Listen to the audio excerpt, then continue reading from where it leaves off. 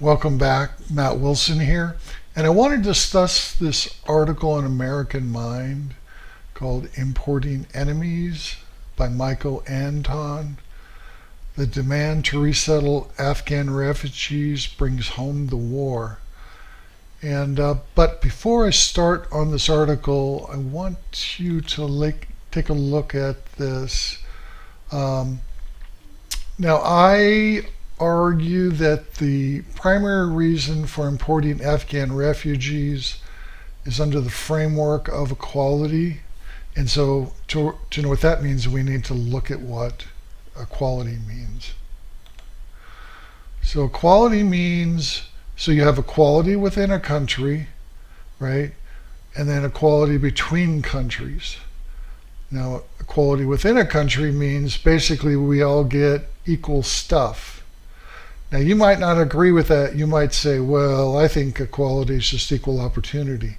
Yeah, but you're not in charge. And the people in charge, the way they're talking, indicates they're talking about equal stuff. Okay, so like, for example, equal pay, that's equal stuff, right? If it was just equal opportunity, they wouldn't be talking about equal pay. Now, equality between countries. Okay, so if everybody within a country needs to be equal, then all countries need to be equal. So how do you do that? Well, through immigration. Mostly, this is to the West because the West is above the rest, and or most countries, and so you want to flood it with third world immigrants. And then additionally, you want globalization so you can spread the wealth, and then wealth redistribution via climate change. So this will help to bring countries more in line with each other. So the implications of equality. So we have to ask some questions. If we're all equal, then why are some people or countries ahead? Okay, and the answer is they cheated. Remember, we're all equal. There should be no reason any people or countries get ahead under an equality framework other than they cheated. And then if we're all equal, then why are some people or countries behind? Well, they were victimized. They were victimized by these people who got ahead. Okay? And so therefore, the U.S. is guilty of a crime. So how do you get to equality? Okay, now the natural state of wealth is based on the 80-20 rule.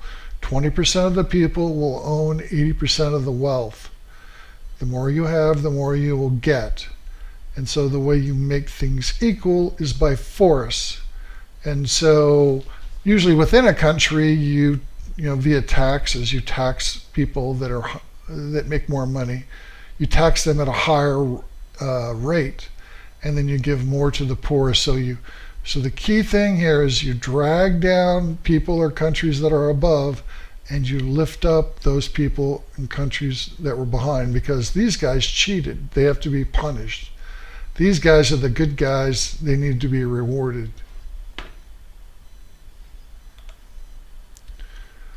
So one of the arguments for people on equality is, well, I want equality, but I don't want equal stuff. So in other words, I don't really want equality. I just want equal opportunity. Or what about just being Denmark? Now, wasn't that long ago they were talking about Sweden, but they don't talk about Sweden anymore. And the reason is because of immigration, Sweden's not that great. So that now they just basically cherry pick countries for a few decades, then they'll move on to the next country. Now, if you don't want equal stuff for all, where do you stop? Okay, so basically, where do you stop short of equal stuff for all? Okay, so those who say, well, equality doesn't mean equal stuff for all, it's like, okay, how much stuff do they get? And the answer is, well, has there ever been a group pushing for equality on the planet who has said they are done? And the bottom line is the push for equality never ends because it's It's not about equal opportunity, it's about equal stuff. And then finally, you're not in charge. Influencers like professors, right? There's so many of them, they have a lot of influence, and they teach these students about equality. And ultimately, it means equal stuff because there's no place to stop short of equal stuff. Okay, so I want to talk about how societies operate like forests. And so the way that it works is this. The past heavily influences the future, okay? And it works like that in a forest too. And it works like that in a society. So now what we know is that under this kind of a framework, stability is destabilizing, so for example, if you put out all the fires in a forest, right, then it'll go along, and then after 80 to 100 years, the whole thing will just burn down to the ground. And so we see that in societies too. Like in the US, it reaches a huge crisis every 60 to 80 years. So when there's too much stability, then it gives problems a chance to grow really big, and then you get these big crashes. So for example, let me give you an example of the government trying to stabilize society. When there's a recession, they do everything they can to mitigate the impact of the recession instead of just letting it completely play out. In the 2008 big financial crisis, they did the same thing. So these are all methods of stabilizing society, and ultimately it will lead to a big crash. And so, because underneath the surface, big problems are growing. And so, this weird immigration of bringing in a couple hundred, 100,000, a couple 100,000 Afghan refugees, and this constant, harping about more immigration, leaving the southern border open so the poor immigrants can come in. This is all part of a strategy, okay? So the strategy is, as I pointed out earlier, if you want equal countries, you have to take a country like the US, which is ahead, and you need to flood it with poor immigrants, and preferably Muslim immigrants, so that they can disrupt Christianity. So immigration is intended to transform the US, and even if there's chaos, you can facilitate more government control, pushing more and more towards equality, and then basically dragging down the US in the name of equality.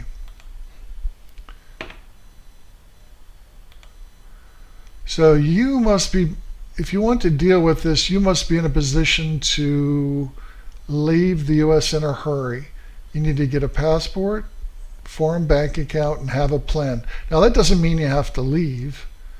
It means get the option to leave if you decide that you need to in the future. Okay, that's the most important thing here, is getting a passport and foreign bank account. All right, so let's take a look at this article, Importing Enemies. So perennial Democratic White House aide, Congressman, Chicago Mayor, Ambassador in Waiting, Rahm Emanuel's sole memorial utterance: never let a serious crisis go to waste. He was speaking about the financial crisis, and he wanted to use that in order to bring sweeping changes to law, policy, the economy, and society that otherwise would not have been possible through ordinary democratic processes. The same logic applies now to the Democrats and many Republicans' insistence that America be flooded with Afghan refugees. Importing as many immigrants as possible from cultures as alien to traditional America as possible is the ruling class's top priority after protecting its own wealth and power. Well, really this just falls under the framework of equality. Okay, that's what's really going on here. Okay, 13 years ago was the 2008 financial crisis. So Our rulers want to use a crisis they created as justification to ram through what they always wanted to do anyway, which in this case is to resettle 100 to 200,000 foreigners with no tradition of liberty. Well, they want to make the U.S. either a second or third world country in the name of equality. Okay, now, so I think as a practical matter, what would happen is that you'll get the first world in the U.S. and the third world. It'll end up something like that. Okay, the justification for this is already being trumpeted. We must save our allies, translators and such, who helped us through a 20-year failed experiment. Okay, but really, were there 200,000 allies in Afghanistan? How many translators were there? Shouldn't we be talking about a few thousand people? The regime has, in any case, already admitted that of the roughly 111,600 Afghans already evacuated, it has no idea who the vast majority of them are. So they want to save our allies and translators, but in the next breath, they're indiscriminately taking anyone. Well, yeah, that was the idea all along. This toxic combination of absent and incompetent vetting means we will end up importing thousands of people who pose a danger to our citizens and to our way of life. Yeah, but they don't care because if they create chaos, that helps facilitate the move towards equality. Beyond those few genuine allies and translators, America has no obligation to bring over refugees at all. Yeah, of course, but that's just an excuse. Those who claim such a reason on the basis of Colin Powell's Pottery Barn rule, you break it, you bought it, a rule that Pottery Barn does not actually impose, are incoherent. Yeah, it's incoherent. For by this logic, the United States is perpetually bound to compound its worst disasters with further deliberate errors, wreck a country, import its citizens. Or is that simply the plan? Yeah, it's the plan. It's far from self-evident that the war made Afghanistan worse. Yeah, I don't think it made it worse because, yeah, we helped them build modern schools and hospitals and other facilities. So I don't think it's worse. In contrast to this, there are many compelling reasons not to take in Afghan refugees. First and foremost, America has massive problems here at home. Second, cultural compatibility matters. A 2013 Pew survey found that 99% of Afghans want Sharia to be the law of the land. Yeah, that's a problem. But the key influencers, for example, the key influencers for the equality framework are professors, okay? And they want to transform the country. They want to transform the world to a place of equality. Third, a 2017 article by Cheryl Bernard, the wife of a former U.S. ambassador to Afghanistan, a man himself Afghan-born, detailed how Afghan refugees have the worst crime and public assistance rates of all refugee groups in Europe. Why would we willingly and knowingly import more crime and poverty? Don't we have plenty of both already?